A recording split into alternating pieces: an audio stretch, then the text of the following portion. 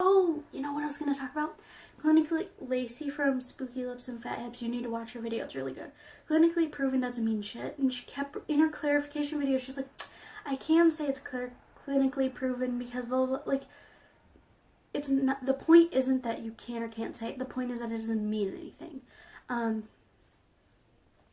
I would watch Lacey's video because it's really good and she explains it a lot better. So basically my thoughts are, her original video, I felt like I was being sold to, and I didn't feel icky.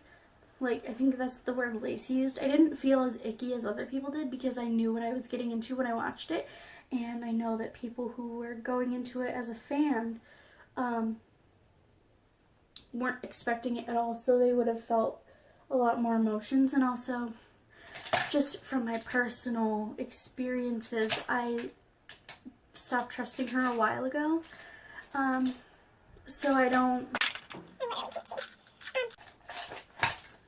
So to me, I don't get the same feeling of almost like betrayal that other people might have.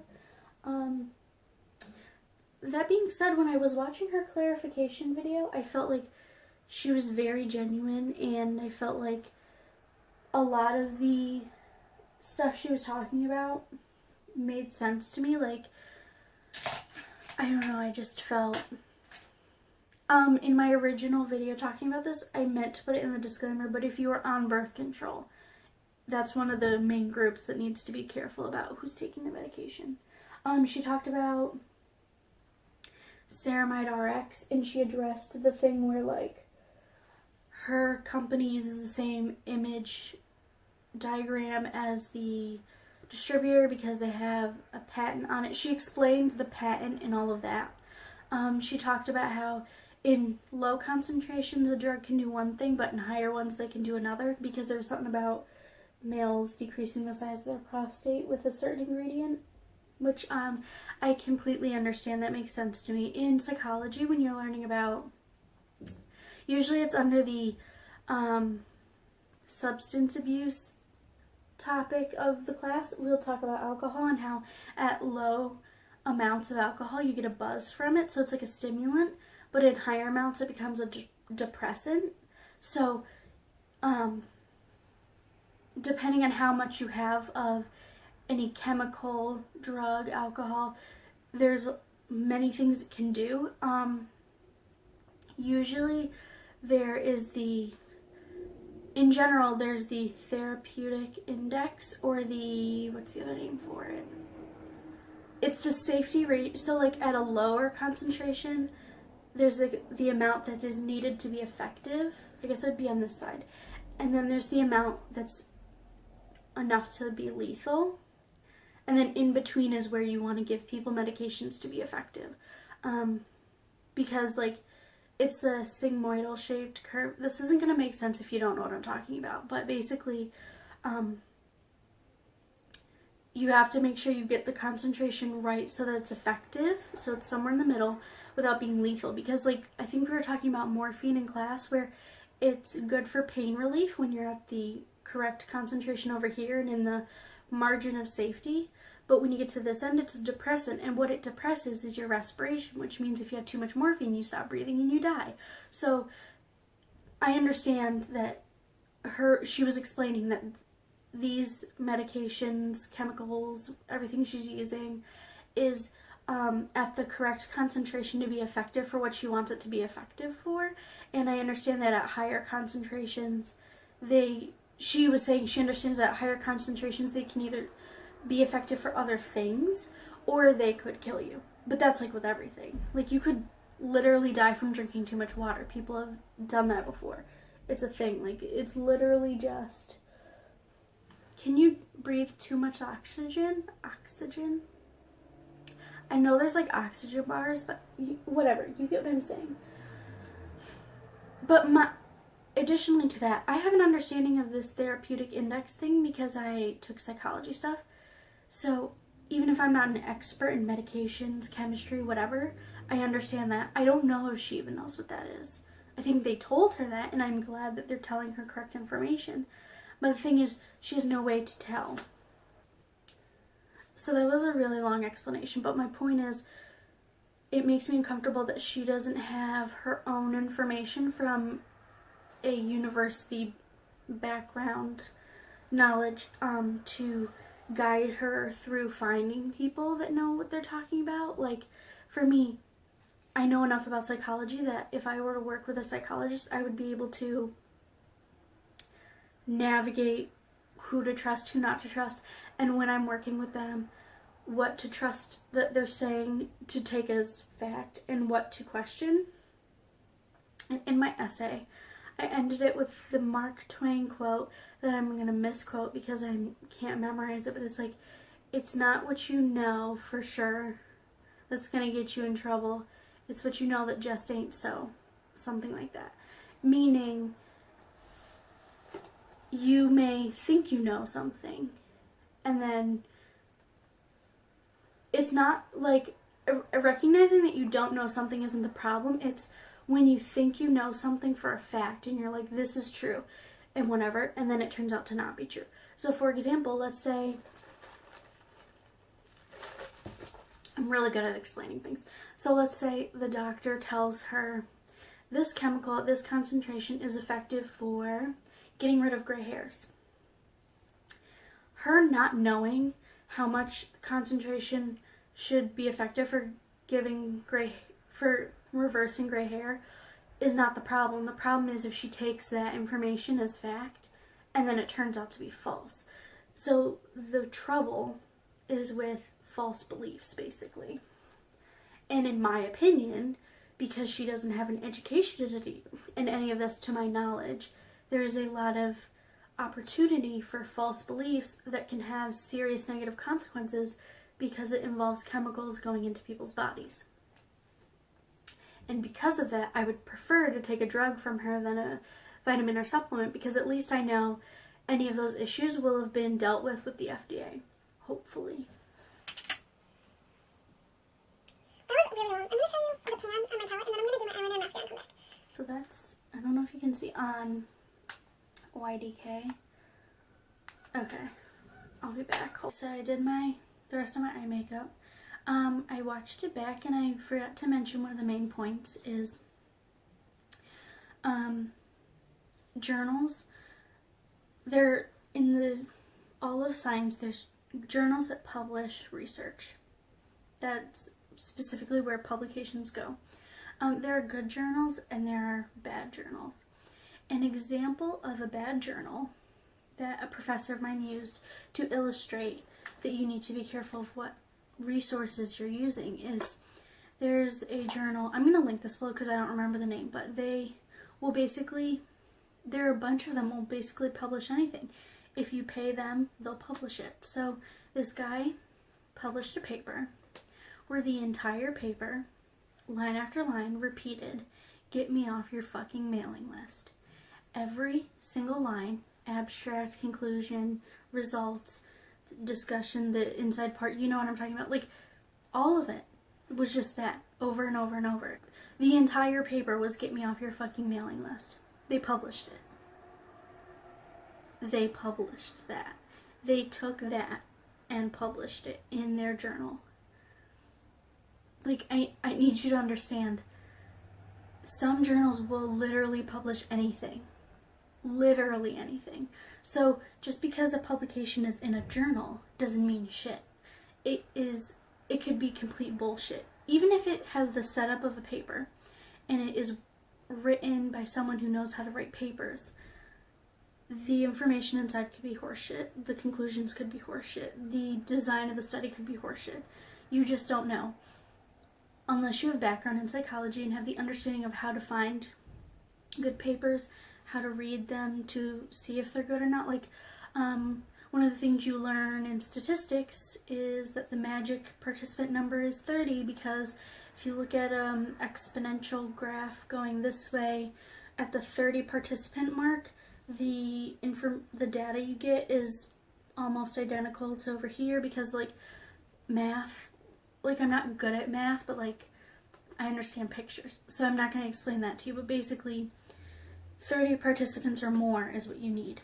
Some people think that, people who don't know that think in every study you need like 100 or 200 participants, or some people think 20 is enough, or 14 or 15 is enough. And I thought it was funny how in Tati's video she mentioned, my studies don't have like hundreds of people, blah blah blah. Like, in an experiment you need 30 people or more. I think with medications, because it's really just about how you sample, and the random selection, all that has to be correct in order for that sample to reflect the population. Her talking about the drug, her using it, would be an example of anecdotal evidence. It doesn't really mean anything. And I do think she needs to talk about the clinical study. Someone made a comment in her 50-something minute video, in the comments of that one, that she spent the whole time talking about everything except the clinical trials that people were asking for. So I thought that was interesting as well, that she didn't bring it up. Yeah, there's like, I could spend like 2 hours dissecting everything she said, but I feel like a lot of people are dissecting ingredients. A lot of people are talking about just like vitamins in general. So there's a lot of that discussion going on anyway. So I don't feel like it's necessary for me to bring it up, but I thought it was important to talk about why people have the idea that she shouldn't be going into the vitamin business. And it isn't because she's a woman or whatever. Like, I know like her response was to the hate at first on Snapchat was like, people don't believe that a woman like me could do, like, it has nothing to do with that. Like, if there was blatant sexism going on regarding that, I would be like, yes, talk about it. But the issues weren't about her gender or her sex. It was about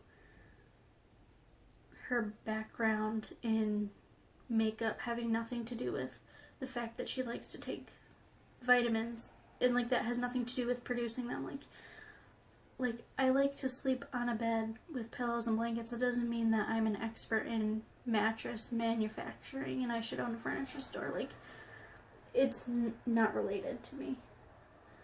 And I explained why I think makeup is a little more related in that way, but, and you know what, maybe I'm wrong. Maybe people who are making makeup should have a degree in chemistry or something like that before they start making it. I don't know. That's just me though. I think, but my main concern is that it's ingestible stuff coming from someone who makes YouTube videos for a living, which there's nothing wrong with that. It's just like, know what your knowledge is and know how far you can apply that. Like, I took a lot of biology courses and I switched majors. I am aware that I should not be getting into a career that's heavy in biology. That it's not a bad thing that I'm not, I don't have a PhD in biology. It's just not my career field. She made a career out of reviewing makeup, but she's applying her knowledge of literally just taking vitamins to, I'm going to make and produce and sell and patent ingredients for vitamins. Like, what? I don't know. And here's the thing. Even if they're safe and even if they work, it's not because she did anything other than she happened to trust the right people. Whether or not they work isn't a variable based on choices she makes. It's whether or not the doctor she has chosen to trust, and I keep saying doctors, but like people in chemistry and whoever she's working with, it's whether or not they end up being as intelligent as she thinks they are and having the correct opinions about things as she thinks they are. It has nothing to do with, like, do you get what I mean? Her choice and the results are just based on her putting all of her trust in people where she has no way to check. You get what I'm saying? Like, the result of whether or not the actual product is good or safe has nothing to do with her knowledge of vitamins. Even though she takes vitamins, she has put that in the hands of somebody else. And that's what's scary. Because I would like it to be at least if I were coming out with a product, I would like at least a good amount of the outcome to be in my hands and my responsibility, because I would have knowledge to be able to do that. And she can't really do that, you know what I mean? Because all she has to rely on is her personal anecdotal evidence of vitamins, and then, like, I don't know, you know what I'm saying? You get what I mean. I spent a long time explaining it. I think at this point you get what my point is.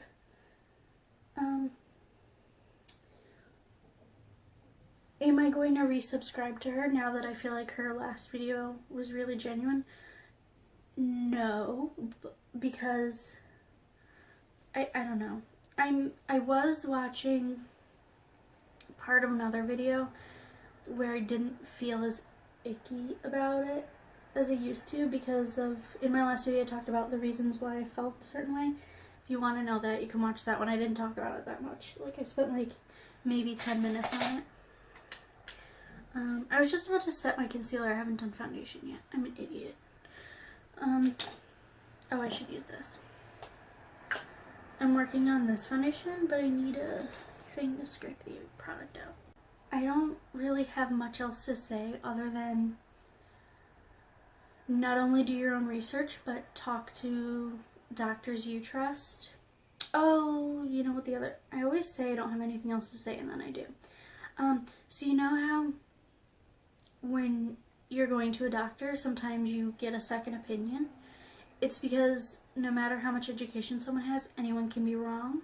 Which I talked about before, anyone can be wrong, but I don't know if she's double checking her information with other doctors and experts based on what, like, you know, I don't know if she's doing a second check on any of this information. I think she has a team of people that she trusts, and anything they say goes, you know. And I know she says that, like, she has control, and like, but like, you only have as much control as they allow you, because if you have an idea of something and they tell you for whatever reason that, oh, you can't do that because this would be bad and blah blah blah, like, they are still going to dictate your choices just by telling you what they think. And for all you know, that I'm not saying they're lying, but like, if I wanted to manipulate someone who had no knowledge of medications, I could easily make up a lie and be like, oh, you don't want to add this ingredient because it would do this, this, and that. And I could reference bullshit articles, and that person wouldn't be able to tell that they're bullshit. You know what I'm saying? There's a lot of room for error. And it's because she doesn't have her own knowledge to combat what she's being told. She's just relying on somebody else.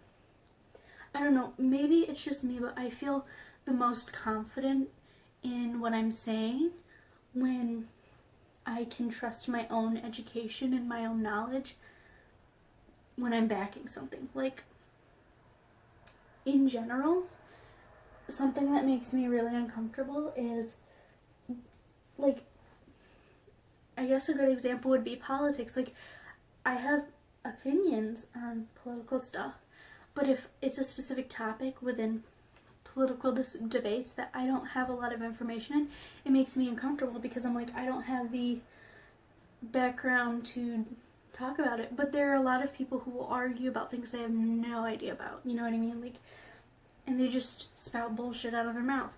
And I just, if it's a spectrum of well educated to not educated at all, I feel like in this circumstance, Tati's talking about things where she's closer to the having no knowledge side of the spectrum, because she just doesn't have the knowledge behind it. And that's not a bad thing. It's just like, it's only a bad thing if you try to use knowledge in a career where you don't actually have the knowledge for it. Like, I don't have a neuroscience degree, so I'm not going to go become a surgeon and start cutting people's heads open. Like, that's what I'm trying to say. So do what you would like with your own body, and talk to your doctor first if you're considering it, but And who knows, maybe it will work, and maybe the doctors she's trusted are actually trustworthy and actually are correct in their evaluations and whatnot. But I just want to make it clear that you should go into it knowing that you're taking a risk, because this is a product of the team she created, not a product of her making something out of her own knowledge, as much as she thinks she is.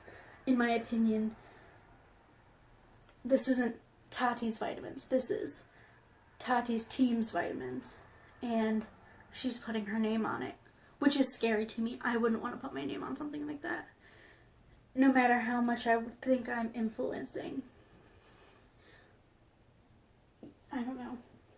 And then the reason she patented the ceramide is because hers is made out of rice, so it's different than the other kinds or whatever, and it's more expensive, so financially it makes more sense that way.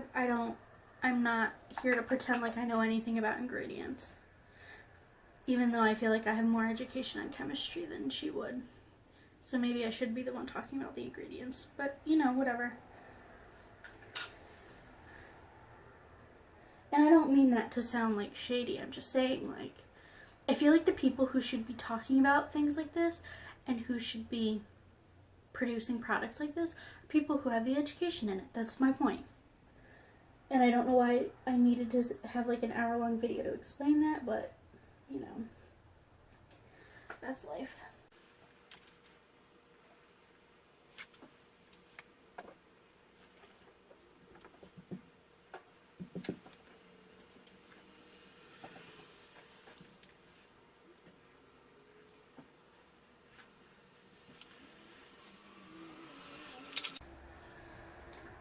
One thing that I think I should mention is there's no way for me to know for a fact that she hasn't taken courses in college or whatever, or done whatever research she needed to do to learn about all of this stuff, but from what she's said and the way she's talked about it, it just comes across as she doesn't know what she's talking about.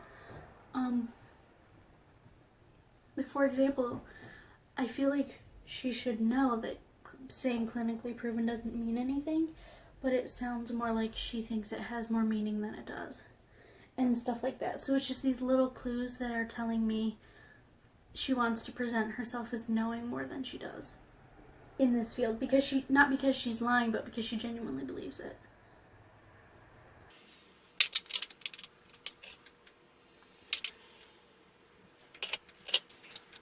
I don't know if you guys want me to tell you what products I'm using in my videos, but I'm going in with my Hourglass Dim Light on my Hourglass number 7 brush to contour, which is like how I do a natural contour as a fair person. It can also, ew, there's a hair. It can also kind of be like a bronzer. I don't do real contour, I do like carving out the hollows of my cheeks with a warmer powder type of contour, if that makes sense.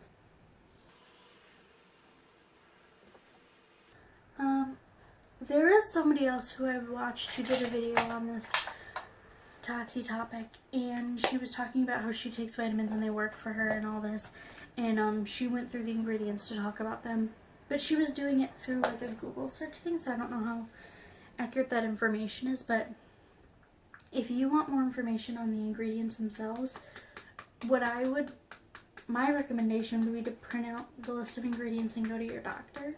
I agree with her that it's a good thing that people are taking something from her video about doing your own research on ingredients and all that, but I do agree that a lot of the hatred she got wasn't deserved.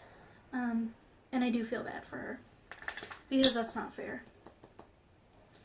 I agree that with a lot of people that I don't necessarily think that she should be the one selling vitamins and supplements, but is that a reason to try to do an expose on her mother, or just leave really mean comments, or to, you know, like, whatever? Apparently, and I wasn't aware of this, the original video got a lot of hate comments and she had to disable them, like disable the comments. I didn't see any of that because that happened before I watched the video. I watched it last night, so I don't know when this video is going up. I would tell you what day it is, but I don't know. I think it's the 8th, 7th, 8th. Maybe it's the 9th. Pretty sure it's the 8th. I'll put it on screen if I remember. So, I watched the videos on the 7th. Yeah, yesterday was the 7th. I watched the videos on the 7th. And I read like maybe 3 comments on her 50-minute long video. So yeah, that's about where my info comes from, if you're wondering. I'm considering giving this away at the end of the month because I find it hard to blend for me sometimes. I do one swipe and tap, and it's still, I find I get harshness like right here. On camera, I think it washes me out a lot, but in real life, like the lighting does, but in real life, I think it might be, is there hair in my eye? I think it just might be too much for me, we'll see.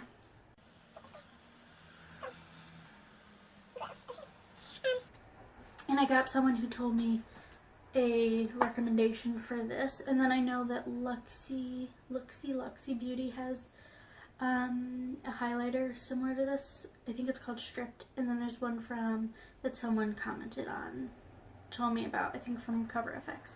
So I'm just gonna start looking into pink highlighters. What I like though is that this is like a satin finish rather than a metallic. I don't like metallic highlighters on me. Not my thing. This is how much progress I have. Really. I'm doing really good. Very proud of myself. I'm also doing really good on my naked palette.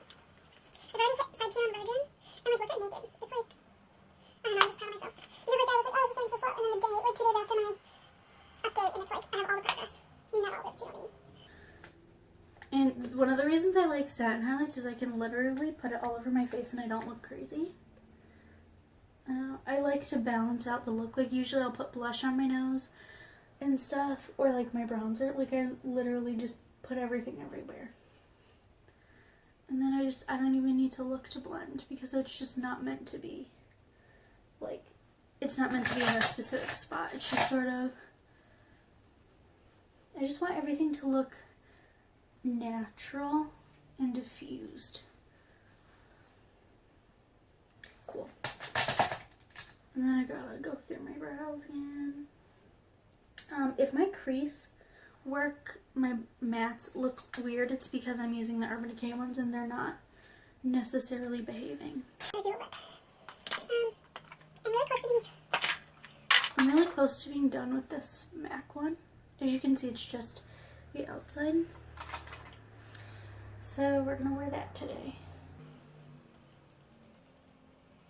I just hit top pan over here, if you can see that. Cool.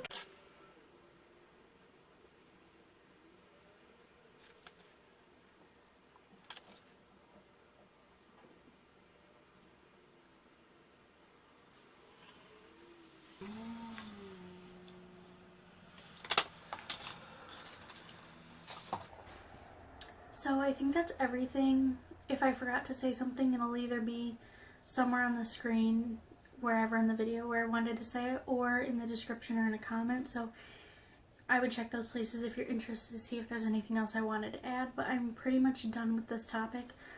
Regardless of whether or not people like the vitamins, I have nothing else to say about it. I mean, unless something comes up like fraud or people aren't getting products, stuff like that. Yeah, I'm done with the topic. Feel free to make your own conclusions about who should and shouldn't be in different career fields based on their level of education. But in general, I encourage everyone to follow their dreams and to get the proper education that they need to reach those dreams. Yeah, and this is my final makeup look for the day. Thank you for watching. I'll see you in my next one. Bye.